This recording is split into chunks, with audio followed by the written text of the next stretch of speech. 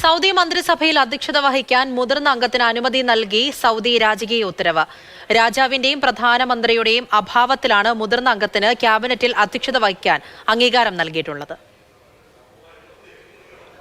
മുൻകാലങ്ങളിൽ സൗദി രാജാവോ അല്ലെങ്കിൽ കിരീടാവകാശിയോ ആണ് സൗദി മന്ത്രിസഭാ കൗൺസിലിൽ അധ്യക്ഷത വഹിക്കാറുള്ളത്. സൗദി ചരിത്രത്തിൽ ഇതാദ്യമായാണ് മൂന്നാമതൊരാൾക്ക് കൂടി അധ്യക്ഷ പദവി അലങ്കരിക്കാൻ അനുമതി നൽകിയിരിക്കുന്നത്.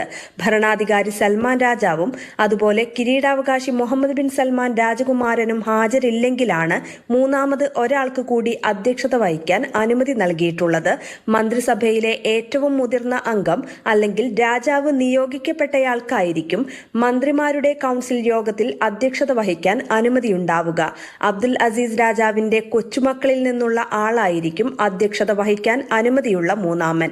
സൽമാൻ രാജാവ് ഇന്നാണ് ഇത് സംബന്ധമായ രാജകീയ ഉത്തരവ് പുറപ്പെടുവിച്ചത്. കിരീടാവകാശിയും പ്രധാനമന്ത്രിയുമായ മുഹമ്മദ് ബിൻ സൽമാന്റെ ശുപാർശ പ്രകാരമാണ് ഈ ഉത്തരവ്. ഭരണത്തിന്റെ അടിസ്ഥാന നിയമം പരിശോധിച്ച ശേഷമാണ് രാജാവ് പൊതു താൽപര്യം മുൻനിർത്തി ഉത്തരവ് പുറപ്പെടുവിച്ചതെന്ന് സൗദി പ്രസ് ഏജൻസി റിപ്പോർട്ട് ചെയ്തു. Asma Jamsheed, Mathrubhumi news, Riyadh.